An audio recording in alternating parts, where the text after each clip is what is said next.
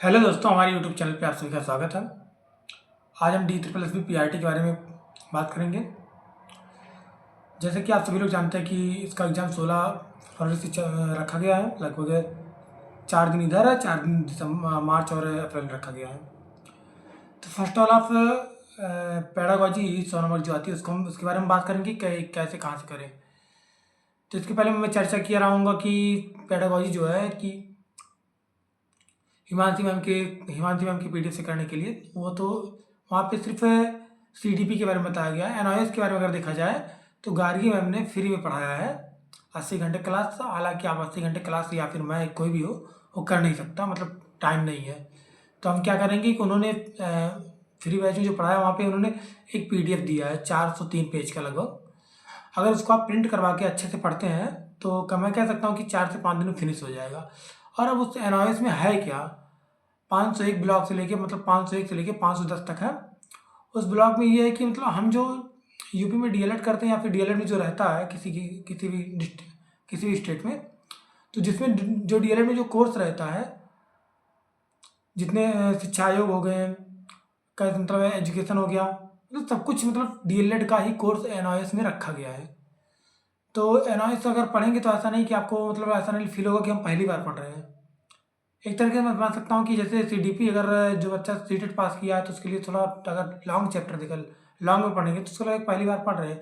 लेकिन अगर NIS पढ़ेंगे तो हमें लगेगा पहली बार हमने कई बार पढ़ चुके हैं, क्या कि DLED के वो चारों सेमेस्टर का NIS माना जाता है। माना नहीं, जब मैं एक्चुअली में एनालिसिस करके देख चुका हूँ मैं स्वयं से। उसको मतलब निकलवाया था PDF और उसे अच्छे से पढ़ा हूँ एक बार।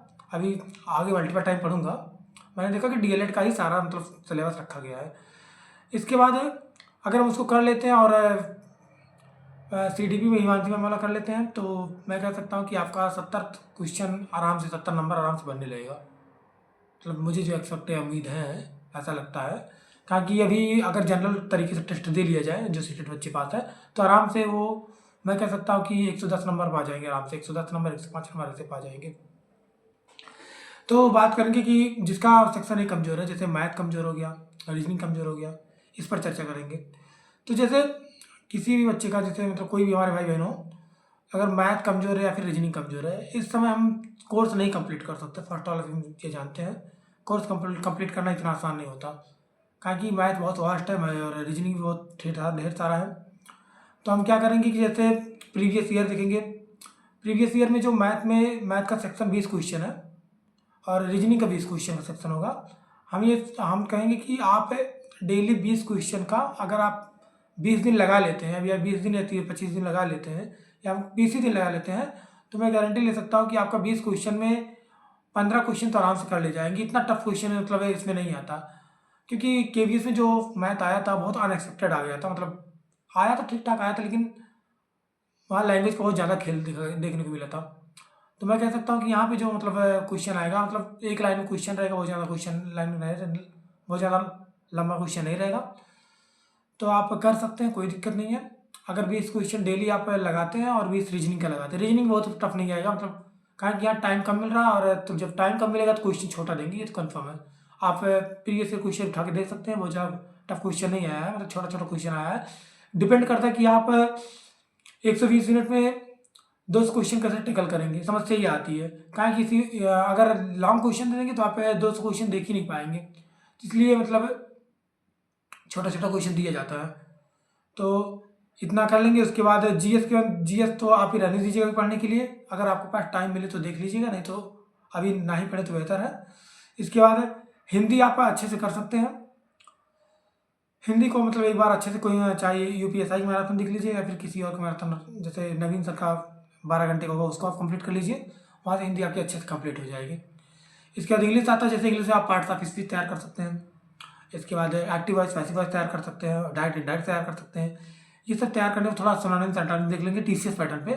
हाँ, और हमारा एग्जाम जो DSSB PRT करा रहा है वो TCS कराता है। मतलब मैं देख रहा हूँ दिसंबर में जो एग्जाम TCS कराया था, तो मान के चल रहा हूँ कि TCS अगर एग्जाम कराता है तो ये मान के चलिए कि 40 क्वेश्चन, नहीं सॉरी 40% या फिर 50% क्वेश्चन रिपीटेड मिलते हैं। जैसे SSC CGL या फिर SSC CHSL MTS GD वगैरह मिलता था जिससे पहले। आज अभी तो SSC का एग्जाम एडीबीटी कराती है।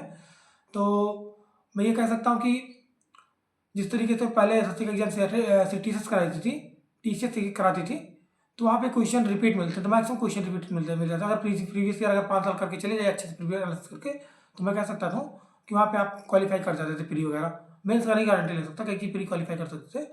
वैसे यहाँ पर भी मतलब अगर आप प्रीवियस ईयर पे अच्छा कमांड बना लेते हैं तो 90% चांस है कि आपका सिलेक्शन हो जाएगा। अगर इस बार तो पिछली बार तो जो कट ऑफ रहा था 160 नंबर रहा था, तो मैं मान के चलिए इस बार तो 140 या फिर 145 नंबर रहेगा।